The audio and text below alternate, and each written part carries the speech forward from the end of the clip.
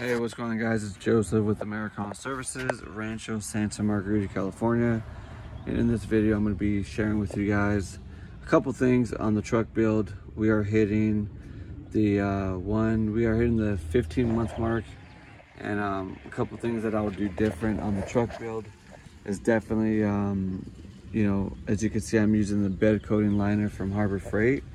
So I won't stick with wood. I'd stick with like aluminum, maybe some aluminum subfloor, maybe some form of skid. I do want to have that space underneath here. I'd like to have like a pull-out area where I could go ahead and build screens at on site. So I would have to design that. But as you can see, the SH just ate up that bed liner. I mean, it did help out, so I'm not taking away from the bed liner from Harbor Freight. I'm just saying, like, if I did coat it, or if I didn't coat it, I think the wood would have been rotted a long time ago. As time progresses, it's just that the bed liner is just failing. So I mean, it's a breathable surface, you know. So wood definitely needs to be breathable. It needs to be breathing. If not, it's gonna rot, you know. So maybe that has to do with why the bed liner is already failing. But I mean, as far as having some form of space, I'm doing batch mixing. So there's two things about batch mixing that I figured out. For one, if I'm batch mixing, the good thing is you know, if I'm doing a house wash, I could fill this up at, you know, 1 to 3% and be content, you know, for a day or two doing house washing. Where it comes into an issue with me is if I already have 1 to 3% and the client has algae growth that wants me to take care of it, it's kind of hard adding more SH to the tank and then trying to figure out the ratios there. What I do though, say for example, I'm on a house and I know that they want some hardscape cleaning with a house wash or maybe like a roof wash. You know, I'm keeping this at like 6%. So, and then I'll do the concrete first, and then I'll go to the roof, and then I will go ahead and then go to the house wash because it's easier to dilute it than to add SH. So I think with the other truck build, or the next truck build, God willing, is I'm going to have a 35-gallon chemical tank with a 35-gallon water tank, and then some form of surfactant, like maybe like a 10-gallon surfactant tank, or maybe it could be all just 35. I have no, I still have to do my thorough research on it and choose wisely. And what else?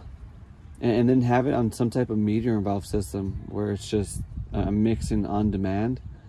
And then, you know, so I'd get rid of the 12-volt pump and maybe run like a 2.5 gallon per minute pressure washer for delivery.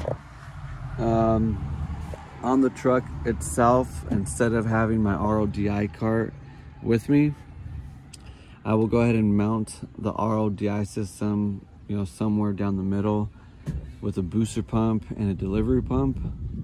This way, and I'm not sure if I'm gonna need a water tank, or maybe I could pull from that, you know, the 35-gallon water tank there, where I could just have a splitter going straight to there, have some type of a float valve where I'm just consistently filling.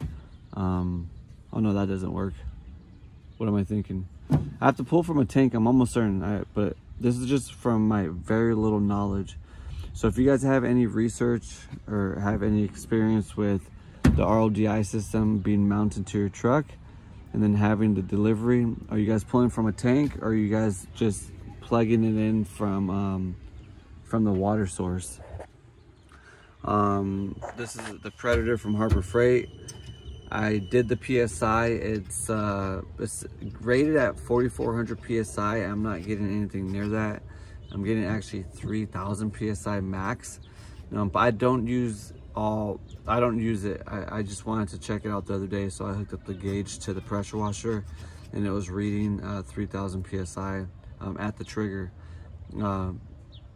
being pumped if you're not on the trigger, it's reading 4. If you're pulling the trigger, it drops down 1,000 psi, which I don't know if it's just you know, they're marketing it differently, or it's just a cheap machine. But for the most part, the Predator machine, the 4,400 psi, 4.2 gallon per minute, and I'm getting the gallons per minute out of it. I've had this for going on, I think 16 months, I believe. 16 months with the floorboard, 16 months with the Predator. At times it does bog down on me, so I'm not sure if it's failing. I did go ahead and get the 2-year warranty, so if it continues to fail on me, I'm just gonna go ahead and return it. And then I will change the pump on the new one, or I may just go ahead and upgrade to a bigger motor and just go ahead and put a pump on it. The only thing that I don't want is obviously I don't have the space for it, so I don't want to be carrying around a 100-gallon tank, you know, with an 8 gallon per minute pressure washer, because I won't be able to hook up from the house spigot. They said, a lot of people told me the same thing about the 4.2 gallon per minute, like, oh, you have to have a tank. But for the most part here in California, I'm getting about 8 gallons per minute out the spigot from the home, so I'm able to get away with not using a water tank. What else would I do different? I would definitely take it off I'll take this off the home, like the base of it, so it could help give me a little bit of space. I'd probably figure out a way to mount it towards that side.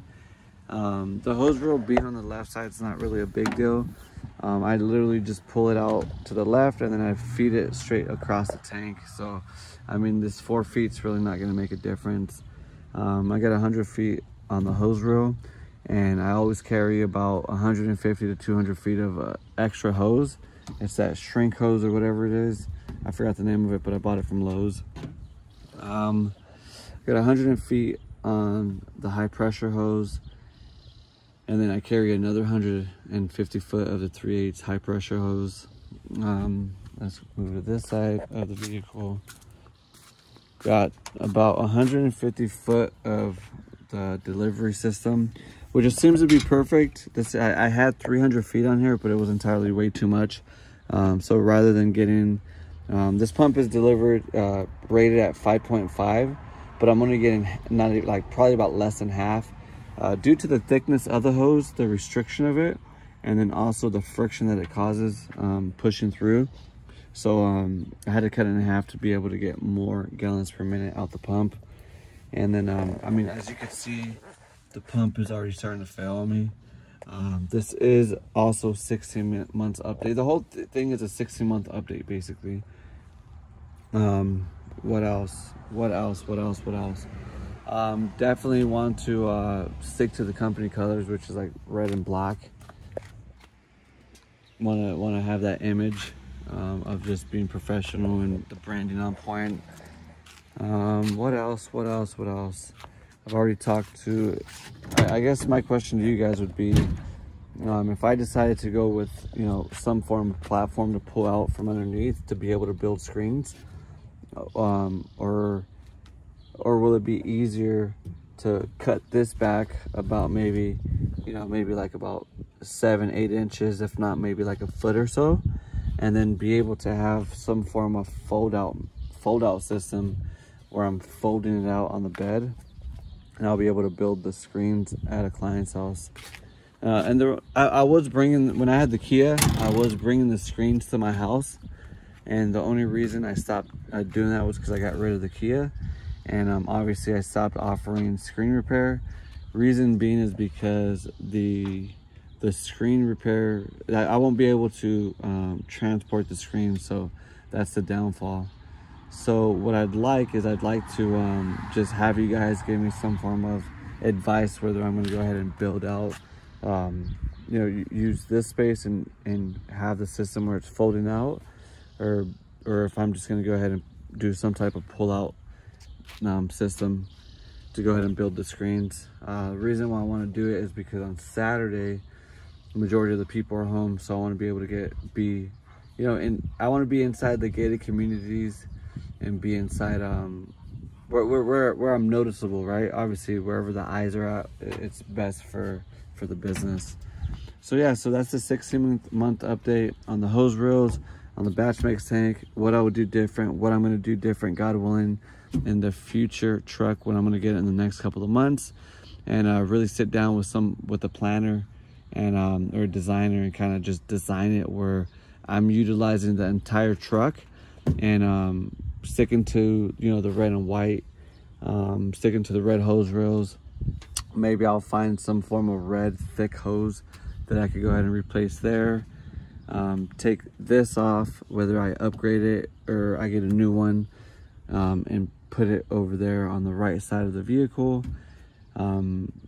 So yeah, so it's definitely, I'm definitely looking forward to it, and see how much it costs. So yeah, that's what I'll do different. This is the 16-month update on the soft wash rig. So if you guys are in Orange County and need any form of services, reach out to us, AmeriCanaServices.com. We're here for you guys. Peace.